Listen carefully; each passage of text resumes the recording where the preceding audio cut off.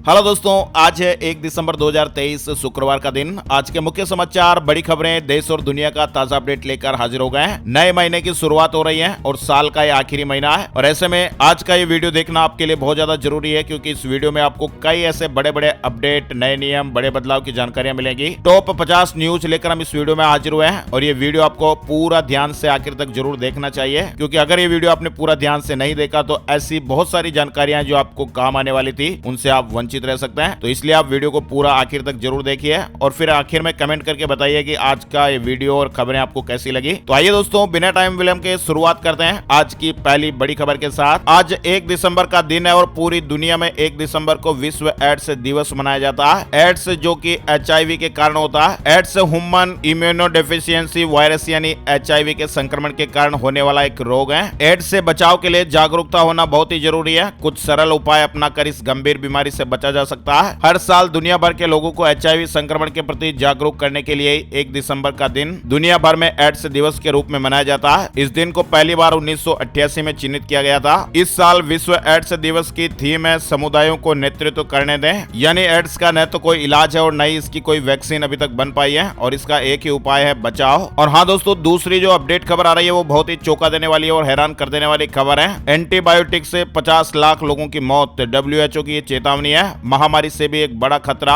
अपने शरीर के साथ खिलवाड़ ना करें। ये खबर उनके लिए है जो जरा सा दर्द होने पर या कफ कोल्ड हो जाता है, बुखार या एलर्जी होने पर हम तुरंत एंटीबायोटिक दवाइयां खा लेते हैं। बहुत से लोग तो कई कई दिन तक एंटीबायोटिक पर ही डिपेंड रहते हैं, लेकिन जरूरत से ज्यादा इन एंटीबायोटिक का इस्तेमाल आपके शरीर को खतरे में डाल रहा है। ये बात हम नहीं कह रहे। WHO की एक ताजा रिपोर्ट आई है, रिसर्च रिपोर्ट है, जिसके मुताबिक एंटीबायोटिक के ज्यादा इस्तेमाल से एंटी माइक्रोबियल रेजिस्टेंस का रिस्क बढ़ रहा है, जो वाकई में किसी महामारी से भी बड़ा खतरा है। यानी एंटी माइक्रोबियल रेजिस्टेंस AMR से दुनिया में हर साल 50 लाख लोगों की मौत हो जाती है और यही हाल रहा तो साल 2050 तक मौतों का आंकड़ा 1 करोड़ के पार चला जाएगा। अगर आप भी एंटीबायोटिक दवाइयां खाते हैं तो ये खबर आपके लिए जरूरी है। इससे पहले कि ये दवाइयां आपके लिए श्राप बन जाए, पहले ही आप असलियत जान लें और सतर्क हो जाइए। इसलिए अब जरा सी भी तबीयत खराब होने पर या दर्द होने पर आप ऐसी एंटीबायोटिक दवाइयों से थोड़ी दूरी जरूर बनाएं और बहुत ज्यादा अगर जरूरी है, आपको लगता है कि आपको दिक्कत आ रही है, तो आप डॉक्टर से संपर्क करें। अपनी मर्जी से मेडिकल स्टोर से ऐसी एंटीबायोटिक दवाइयां लाकर ना खाएं। बुखार आ गया, वायरल या खांसी हो गया, जुकाम हो गया, दस्त हो गया, हाथ पैर दर्द कर रहे हैं, कमर दर्द कर रहा है, ऐसे में आप छोटी छोटी गोलियां मेडिकल स्टोर से लाकर खाते हैं, तो ऐसे में आपको सावधान रहना पड़ेगा। आगे बढ़ते हैं अपडेट खबर। तेलंगाना में 70.61% वोटिंग हुई है। पिछले चुनाव के मुकाबले यहाँ पर 2.76% वोटिंग कम हुई। कुछ जगह पर छुटपुट झड़पें भी हुई। तेलंगाना की 119 विधानसभा सीटों पर गुरुवार को वोटिंग खत्म हो गई है। 5 राज्यों में मतदान खत्म होने के बाद अब एग्जिट पोल भी सामने आया है। 5 राज्यों के एग्जिट पोल में क्या कुछ खास निकल के आया है, इसकी जानकारी भी आपको बताते हैं। चुनाव के परिणाम तो 3 दिसंबर को आएंगे, लेकिन उससे पहले एग्जिट पोल आए हैं। ये एक अनुमान है। राजस्थान, मध्य प्रदेश के एग्जिट पोल अनुमान के मुताबिक सत्ता के लिए कांटे की टक्कर होने का अनुमान है। अलग अलग एजेंसियों की ओर से जो एग्जिट पोल आए हैं उनमें अलग अलग सीटें और अनुमान बताया गया है। यहाँ पर आप देख सकते हैं राजस्थान विधानसभा चुनाव एग्जिट पोल 2023, सीटें 199 जिन पर अभी वोटिंग हुई है और बहुमत का आंकड़ा 100 जरूरी है। अलग अलग कंपनियों की ओर से, एजेंसियों की ओर से जो एग्जिट पोल के आंकड़े जारी हुए हैं, स्क्रीन पर आप देख पा रहे हैं। इसी तरह से तेलंगाना विधानसभा चुनाव एग्जिट पोल को लेकर अपडेट। कुल 119 सीटें जिनमें बहुमत का आंकड़ा 60 जरूरी है। मध्य प्रदेश विधानसभा चुनाव 230 सीटें हैं, बहुमत के लिए 116 सीटें चाहिए। छत्तीसगढ़ में कुल 90 सीटें, बहुमत के लिए 46 सीटें होना जरूरी है। मिजोरम में कुल 40 सीटें और यहाँ पर बहुमत के लिए 21 सीटें होना जरूरी है। छत्तीसगढ़ में कांग्रेस की सरकार बनने का अनुमान लग रहा है। भाजपा के साथ कांटे की टक्कर है। पूर्वोत्तर भारतीय राज्य मिजोरम के एग्जिट पोल अनुमान के मुताबिक MNF को 10 से 14 सीटें मिलती हुई दिखाई दे रही है। कांग्रेस और MNF के बीच मुख्य मुकाबला है। छत्तीसगढ़ में आपको बताई दिया है कांटे की टक्कर है। मध्य प्रदेश में भाजपा को 118 से 130 सीटें मिलने का अनुमान है। कांग्रेस को 97 से 107 सीटें मिल सकती हैं। अनुमान है कि मध्य प्रदेश में भाजपा को बहुमत मिलेगा। देखते हैं आने वाली 3 तारीख को रिजल्ट क्या आता है। इसके अलावा तेलंगाना का एग्जिट पोल कांग्रेस को लीड, BRS पिछड़ सकती है, भाजपा दोहरे अंकों में है। और राजस्थान में कांग्रेस को 62 से 85 सीटें मिलने का अनुमान है। वहीं बीजेपी को 100 से 122 सीटें मिल सकती हैं। अन्य के खाते में 14 से 15 सीटें जाने का अनुमान है। और जानकारी आप देख सकते हैं यहाँ पर। चलिए आगे बढ़ते हैं। बड़ी खबर, PM मोदी ने 51,000 से अधिक नियुक्ति पत्र वितरित किए हैं। सरकारी विभागों और संगठनों में नौकरियां मिलेगी। PM मोदी ने वीडियो कॉन्फ्रेंसिंग के माध्यम से प्रधानमंत्री रोजगार मेले के तहत 51,000 से अधिक नियुक्ति पत्र वितरित किए हैं। और हाँ, आपको बता दें, प्रधानमंत्री नरेंद्र मोदी जी दुबई पहुंच गए हैं। विश्व जलवायु कार्रवाई शिखर सम्मेलन में शामिल होंगे। दुबई जाने से पहले पीएम मोदी ने कहा कि यह महत्वपूर्ण कार्यक्रम संयुक्त अरब अमीरात की अध्यक्षता में आयोजित किया जा रहा है, जो जलवायु कार्रवाई के क्षेत्र में भारत के लिए भी एक महत्वपूर्ण भागीदार बन रहा है। दुबई पहुंचने पर प्रधानमंत्री नरेंद्र मोदी जी का भव्य स्वागत किया गया। वहीं प्रधानमंत्री नरेंद्र मोदी जी ने गुरुवार यानी 30 नवंबर को विकसित भारत संकल्प यात्रा के लाभार्थियों को वर्चुअली संबोधित किया। पीएम मोदी ने कहा कि पहले की सरकारें खुद को माई बाप समझती थी। पीएम मोदी ने आगे कहा कि मेरे लिए सबसे बड़ी जाति गरीब, महिलाएं, युवा और किसान है। इन्हें मजबूत बनाकर भारत को विकसित राष्ट्र बनाएंगे। 2 करोड़ महिलाओं को लखपति बनाने का मेरा सपना है। पीएम मोदी जी ने यह बात कही है। तमिलनाडु में बेमौसम बारिश, एनडीआरएफ की 5 टीमें तैनात की गई है। दक्षिणी राज्य तमिलनाडु इन दिनों बारिश से बेहाल हो रहा है और यहाँ लगातार हो रही बारिश से सड़कों पर घुटनों तक पानी भर गया है। राज्य के कई जिलों में एनडीआरएफ की 5 टीमों को तैनात किया गया है। दूसरी तिमाही में 7.6% पर पहुंची जीडीपी। यह आरबीआई के अनुमान 6.5% से 1.1% ज्यादा है। भारत की ग्रोस डोमेस्टिक प्रोडक्ट यानी जीडीपी ग्रोथ दूसरी तिमाही जुलाई सितंबर में सालाना आधार पर 1.3% बढ़कर 7.60% हो गई है। पिछले वर्ष की समान तिमाही में ये 6.3% रही थी और इस बार 7.6% हुई है। और हाँ दोस्तों, आपको बता दें, उत्तरकाशी के सिलक्यारा टनल से निकाले गए 41 श्रमिक गुरुवार को दिल्ली एयरपोर्ट पहुंचे। सभी श्रमिकों के मेडिकल टेस्ट कंप्लीट हो गए। सभी श्रमिक शारीरिक तौर पर सामान्य और स्वस्थ हैं। श्रमिकों को एम्स प्रशासन की ओर से क्लियरेंस दे दिया गया ताकि श्रमिक भाई अपने घरों को वापस लौट सकें। और हाँ दोस्तों, इन श्रमिकों के लिए एक और गुड न्यूज आई है। अस्पताल की तरफ से तो जानकारी आई गई है कि सभी श्रमिकों की हालत सही है और उन्हें शीघ्र ही घर भेजा जाएगा, लेकिन इनके उज्जवल भविष्य को सुनिश्चित करने के लिए गुजरात की एक कंपनी गोल्डी सोलर ने सभी श्रमिकों के घर सोलर बिजली प्लांट फ्री में लगाने का फैसला किया। स्पेशल आईडी कार्ड से जुड़ी ये बड़ी खुशखबरी खबर है। मजदूरों के लिए गुड न्यूज है। सरकार दिलाएगी स्पेशल आईडी कार्ड, जिससे सभी सरकारी योजनाओं का लाभ मिलेगा। यानी मजदूरों के लिए special ID card game changer साबित हो सकते हैं। यानी न सिर्फ सरकार द्वारा चलाई जा रही योजनाओं का लाभ आसानी से मिलेगा, बल्कि ठेकेदारों पर भी नकेल कसी जा सकेगी। ये स्पेशल आईडी जो श्रमिकों के लिए बनेगी, आधार कार्ड से जोड़ी जाएगी। केंद्र सरकार ने मजदूरों के लिए स्पेशल आईडी कार्ड बनाने का ऐलान किया है। चीन के बाद अब अमेरिका में निमोनिया की रहस्यमयी लहर। ओहियो में 145 बच्चे बीमार हो गए। अमेरिका के ओहियो राज्य के बच्चों में निमोनिया के मामले तेजी से बढ़ रहे हैं। यानी चीन में कहर बना निमोनिया अब अमेरिका तक पहुंच चुका है। अगर बच्चों में निमोनिया के मामले ऐसे ही बढ़ते रहे तो जल्द ही ओहियो में निमोनिया को लेकर स्वास्थ्य आपातकाल भी लगाया जा सकता है और ऐसे में बढ़ते मामले संकट को और ज्यादा बढ़ा सकते हैं। और हाँ दोस्तों, आज 1 दिसंबर 2023 से नए नियम भी लागू होने जा रहे हैं। इसको लेकर हमने वीडियो आपको पहले ही बताया था, वीडियो डाल दिया गया है। अगर आपने नहीं देखा तो आप जरूर देखिएगा। 1 दिसंबर 2023 से 10 नए नियम, बड़े बदलाव। बैंक खाता, बीमा,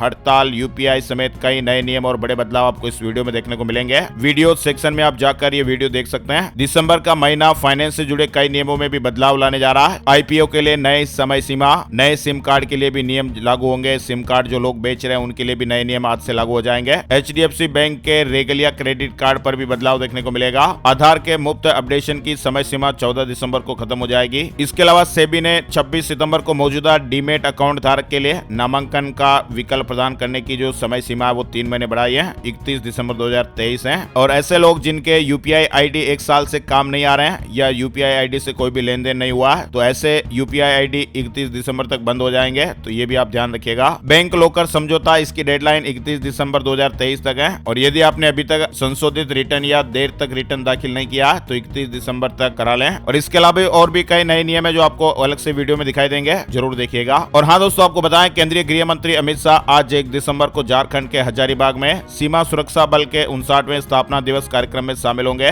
फाइनेंशियल फ्रॉड रोकने के लिए मोदी सरकार की एक बड़ी योजना है। यूपीआई ट्रांजैक्शन को रिवर्स करने के लिए 4 घंटे की विंडो। फाइनेंशियल फ्रॉड रोकने के लिए मोदी सरकार द्वारा आईएमपीएस, आरटीजीएस और यूपीआई सहित पहली बार 2000 रुपए से अधिक के डिजिटल लेन देन के लिए 4 घंटे की सीमा लगाए जाने की संभावना है। एक वरिष्ठ सरकारी अधिकारी ने कहा कि पहली बार 2000 रुपए से अधिक के डिजिटल ट्रांजैक्शन के लिए 4 घंटे की समय सीमा जोड़ने पर विचार किया जा रहा है। जब कोई यूजर नया यूपीआई अकाउंट बनाता है तो वह पहले 24 घंटों में 5000 रुपए तक भेज सकता है। एनईएफटी के मामले में भी ऐसा ही है। लाभार्थी के एक्टिव होने के बाद पहले 24 घंटों में अधिकतम 50,000 रुपए ट्रांसफर किए जा सकते हैं। यानी ऑनलाइन फ्रॉड के जो मामले बढ़ रहे हैं उन्हीं को देखते हुए सरकार अब लगातार अपडेट्स जारी कर रही है और आने वाले आगे के दिनों में और भी कई सारे ऐसे बदलाव देखने को मिलेंगे। वहीं बड़ी खबर है, 1 जनवरी से महंगे होने वाले हैं 32 मेगापिक्सल कैमरा से ज्यादा मेगापिक्सल वाले सभी स्मार्टफोन। स्मार्टफोन का कैमरा पिछले 10 सालों में काफी बदल गया है, आपने भी ये नोटिस किया होगा। और अब नए साल से बहुत कुछ बदलेगा, उसमें स्मार्टफोन के प्राइस भी बदलेंगे। शेयर मार्केट न्यूज में आपको बताते हैं, मामूली बढ़त के साथ बाजार बंद हुआ। सेंसेक्स 86 अंक चढ़कर 66,988 पर बंद हुआ। निफ्टी में 36 अंक की बढ़त रही है। मोरबी ब्रिज हादसे से जुड़ी खबर है। ओरेवा ग्रुप के मालिक को फिलहाल जमानत नहीं। सुप्रीम कोर्ट ने कहा कि निचली अदालत या हाई कोर्ट में अपील करें। आपको मालूम ही होगा, गुजरात के मोरबी में 30 अक्टूबर 2022 को एक सस्पेंशन ब्रिज गिर गया था और इस हादसे में वहां पर 135 लोगों ने अपनी जानें गंवा दी थी। वही मामला चल रहा है। उत्तर प्रदेश से जुड़ा अपडेट आ रहा है। अनुपूरक बजट में चर्चा के दौरान सदन में हंगामा देखने को मिला है। पंजाब से जुड़ी खबर है। अब फोन करते ही घर पर आपको 42 प्रकार की सेवाएं मिलेगी। कार्यालयों के चक्कर नहीं लगाने पड़ेंगे। डोर स्टेप डिलीवरी के लिए सरकार की तरफ से नंबर जारी होने के बाद लोगों को उस नंबर पर कॉल करना होगा। मैं भी केजरीवाल, दिल्ली में आज से ही आम आदमी पार्टी का हस्ताक्षर अभियान। घर घर जाएंगे नेता, पूछेंगे कि क्या सीएम दे दें इस्तीफा। दरअसल आम आदमी पार्टी तथाकथित शराब घोटाले में मुख्यमंत्री अरविंद केजरीवाल की गिरफ्तारी की आशंका के मद्देनजर शुक्रवार से ही राजधानी में मैं भी केजरीवाल हस्ताक्षर अभियान शुरू करेगी। आगामी 20 दिसंबर तक चलने वाले इस अभियान में जनता से पूछा जाएगा कि केजरीवाल को गिरफ्तार किए जाने पर उनको इस्तीफा देना चाहिए या जेल से ही दिल्ली सरकार चलानी चाहिए। एलन मस्क ने कहा कि मुझे विज्ञापन की जरूरत नहीं है। ट्विटर पर यानी एक्स पर एड के लिए ब्लैकमेल करने वाले भाड़ में जाए। यहूदी विरोधी पोस्ट पर माफी मांगी है। राजस्थान में 3 दिसंबर के बाद सर्दी और बढ़ जाएगी।